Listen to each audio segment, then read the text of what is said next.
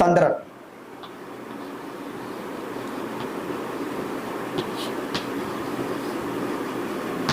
சூரியன் சந்திரன் இவங்க ஜாதகத்துல சூரியன் இப்ப இங்க இருக்காருன்னு வச்சுக்கோங்க, சந்திரன் சேர்க்கை இருந்தாலும் சரி, திரிகோணத்துல இருக்க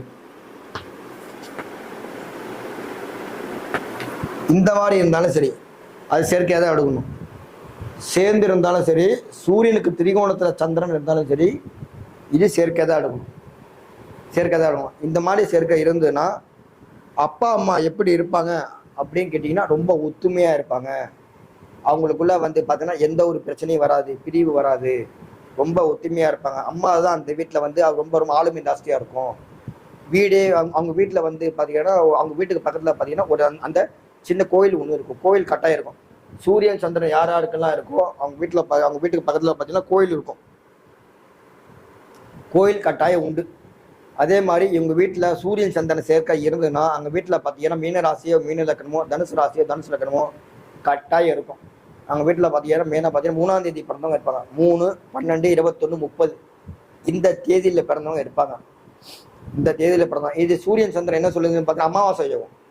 வாழ்க்கை ரொம்ப இருட்டாக இருக்கும், வெளிச்சத்தை நோக்கி போகுது, ரொம்ப கஷ்டமாக இருக்கும், என்னடா வாழ்க்கை அப்படின்ற மாதிரி இருக்கும். ஆனால் இது 2 கிரகமும் பார்த்தீங்கன்னா மெயினாக பார்த்தீங்கன்னா திதி சூன்யத்தில் மாட்டக்கூடாது.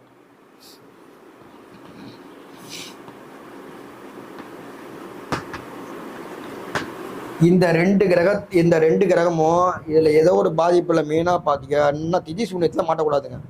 திதி சூன்யத்தில் மாட்டுனா ஒரு பாதிப்பு கொடுக்குதுன்னா பாதிப்பு கட்டாயம் கொடுக்குது. ஏன்னா ரெண்டும் பாருங்க ஒளி கிரகம். அப்போ வந்து மெயினாக பார்த்தீங்கன்னா கண்ணில் பிரச்சனை கொடுத்துரும். சார் வளர்பிறை சந்திரன் தான் சூரியன்ல இருந்து 7 கட்டங்குள்ள சந்திரன் இருந்துட்டாருன்னா வளர்பிறை சந்திரன். 7 கட்டம் தாண்டிட்டாருன்னா தேய்பிறை சந்திரன். அப்ப யாருக்கு பிரச்சனை இருக்குன்னா அப்பாவுக்கு தான் பிரச்சனை இருக்கும். ஏன்னா சந்திரன் போய் சூரியனை தொடுது, அப்ப அப்பாவுக்கு தான் பிரச்சனை இருக்கும். ஏன்னு கேட்டீங்கன்னா தேய்பிறை சந்திரன் தான் இருக்கிறார். அப்ப அப்பாவுக்கு தான் கொஞ்சம் வளர்ச்சி, இதுல தான் கொஞ்சம் பிரச்சனை இருக்கும். அதே மாதிரி சூரியன் சந்திரன் சேர்க்கை இருந்தால் அப்பாவுக்கு பார்த்தீங்கன்னா வேலையில் இடமாற்றம் இருக்கும். அடிக்கடி வந்து நம்ம இந்த வீடு மாத்துறது, வீடு இடமாற்றம் பண்றது, அந்த மாதிரிலாம் இருக்குமான்னு கேட்டீங்கன்னா இருக்கும். இவங்க வீட்டு பக்கத்தில் கோயில் இருக்கும். சூரியன் சந்திரன் சேர்க்கை இருந்தால் அப்பாவுக்கு வந்து பார்த்தீங்கன்னா மெயினாக பார்த்தீங்கன்னா நம்ம ஒரு அந்த எங்கன்னா வெளியூர் போகிற கிராமத்துக்கு போகிறோம்னா ஸ்விம்மிங் பூலில் பிடிப்பாரு. ஸ்விம்மிங் பூல், பம்பு செட்டு, இந்த மாதிரி அந்த மோட்ரு பக்கத்தில் அந்த மோட்ரு பக்கத்தில் தண்ணி இருக்கும் பார்த்தீங்களா, இந்த மாதிரி இதெல்லாம் குடிக்கிறதுனா அப்பாவுக்கு ரொம்ப பிடிக்கும். அம்மா கொஞ்சம் கோவக்காரலாம் இருப்பாங்க. ஏன்னு கேட்டீங்கன்னா சூரியன் போய் சந்திரனை தொடுது. அப்போ அம்மா வந்து ஆளுமை மிக்கவராக இருப்பாங்க. அம்மாவும் அவங்க அப்பா மேலே பிரியமாக இருப்பாங்க. அதே மாதிரி இவருடைய ஜாதகருடைய தந்தையும் அவங்க அம்மா மேலே பிரியமாக இருப்பாங்க. இதுதான் இந்த கிரக சேர்க்கை சொல்லுது. இந்த கிரக சேர்க்கை சொல்றது இதுதான்.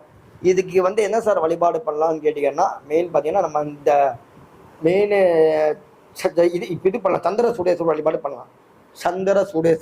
பண்ணலாம். இல்லை சந்திர சூடேஸ்வரி வழிபாடு எங்கே இருக்குன்னே தெரில.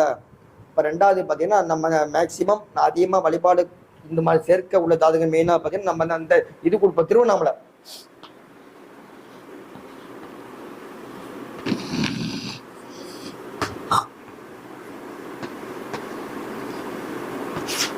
இந்த பரிகாரம் தான் மேலே வேலை செய்யும். திருவண்ணாமலை அண்ணாமலையார் வழிபாடு, உண்ணாமலையார் இந்த வழிபாடு சூரியன் சந்திரன் சேர்க்கைக்கு அற்புதமாக வேலை செய்யுது.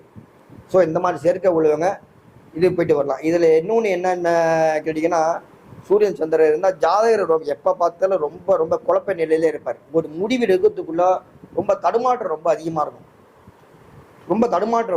இருக்கும். இதில் இன்னொன்று என்னன்னு கேட்டிங்கன்னா சூரியனும் சந்திரனும் 2 பேரும் ஆரட்டாக இருக்காங்க.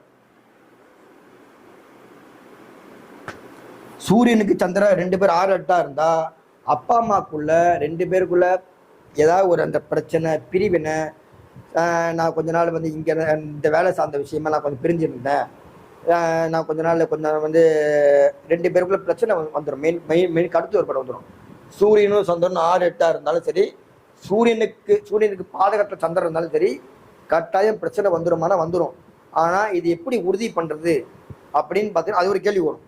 இதை மட்டுமே வச்சு உறுதி பண்ணக்கூடாது. இது வந்து ஓரளவு கொஞ்சம் ஒரு 100க்கு ஒரு 80% பொருந்தி வருதுன்னு வச்சுங்க. 2வது லக்னத்துக்கு 9ஆம் அதிபதி எப்படி இருக்காரு, 9ஆம் அதிபதியும் 4ஆம் அதிபதியும் எப்படி இருக்கான்னு பார்க்கணும். 2 பேரும் ஆறட்டா இருந்துட்டாங்க. 9ஆம் அதிபதி ஆறட்டா, 9ஆம் அதிபதி வந்து 9ஆம் அதிபதி வந்து 4ஆம் அதிபதிக்கு ஆறட்டா இருந்துட்டாருன்னா கட்டாயம் பிரிஞ்சிருப்பாங்கன்னு சொல்லிடலாங்க. இவங்க சூரியன் சந்திரன் ஆறட்டா இருக்கு, லக்கணத்துக்கு 9ஆம் அதிபதி 4ஆம் அதிபதி ஆறட்டா இருக்குன்னா அப்பா அம்மாக்குள்ள பிரச்சனை இருக்கு, பிரிஞ்சிங்களான்னு ஓப்பனா கேட்கலாம். இதெல்லாம் ஒன்றும் கிடையவே கிடையாது. ஓப்பனா நீங்க கேட்கலாம். இதெல்லாம் பாயிண்ட்ஸ் நிறைய கிடைக்குமான்னு நான் இது இப்போ இந்த மாதிரி பாயிண்ட்ஸ் வச்சு நிறைய கேட்குறது. சில பேர் என்ன சொல்லுவாங்க, ஆமாங்க நாங்கள் கொஞ்ச நாள் பிரிஞ்சிருந்தோம், வேலை சம்பந்தமாக பிரிஞ்சிருந்தோம். இதெல்லாம் இந்த சூரியன் சந்திர சேர்க்கை சொல்லுதுங்க. இதுக்கு ஒரே வழிபாடு பார்த்தீங்கன்னா இந்த கோயில் போயிட்டு வருது பெட்ரு, திருவண்ணாமலை போயிட்டு வருது பெட்ரு. என்னைக்கு சார் போகலான்னு கேட்டீங்கன்னா ஞாயிற்றுக்கிழமை போகலாம், இல்லைன்னா மண்டே திங்கக்கிழமை போகலாம். ஸோ இந்த மாதிரி இந்த சேர்க்கை இந்த மாதிரி இது கொடுக்குது. ஓகேங்களா? நம்ம வந்து பாருங்க அடுத்த சேர்க்கை போகலாம்.